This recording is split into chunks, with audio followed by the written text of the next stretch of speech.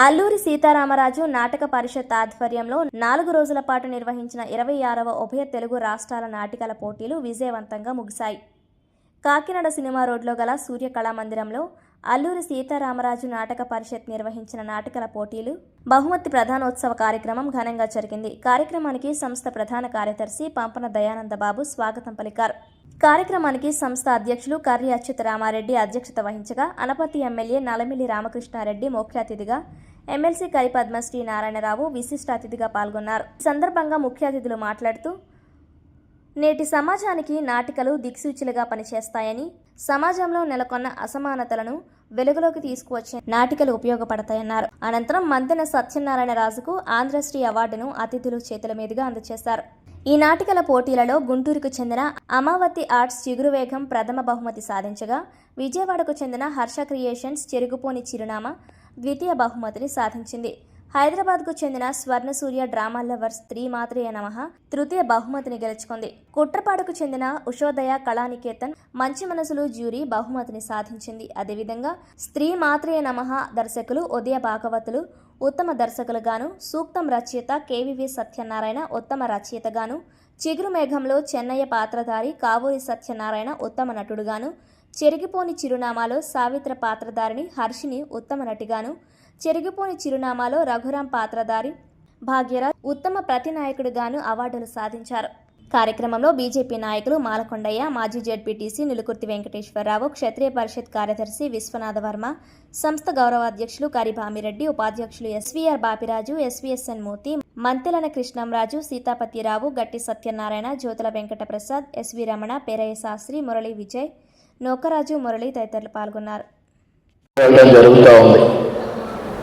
ముఖ్యంగా మనకి ఉమ్మడి తూర్పుగోదావరి జిల్లాలో చూస్తే మొట్టమొదటగా పంతం పద్మనాభం కళా పరిషత్తు, ఆ తదుపరి చెన్నమల్లేశ్వర కళా పరిషత్తు, అల్లూరి సీతారామరాజు కళా పరిషత్తు, అదేవిధంగా మేము నిర్వహించే నల్లమిల్లి మూలారెడ్డి కళా పరిషత్తు, ఇటువంటివి ఎంతో కాలం నుంచి నిర్వహించడం జరుగుతూ ఉంది.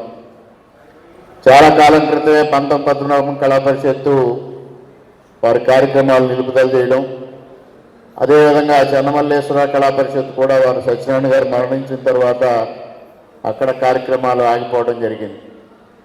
మరి నల్లమిల్లి మూలారెడ్డి కళా పరిషత్ మా గ్రామంలో 39 సంవత్సరాలుగా నిర్విరామంగా అక్కడ మేము ప్రతి సంవత్సరం కూడా నాటికల పోటీలు నిర్వహించడం జరుగుతూ ఉంది.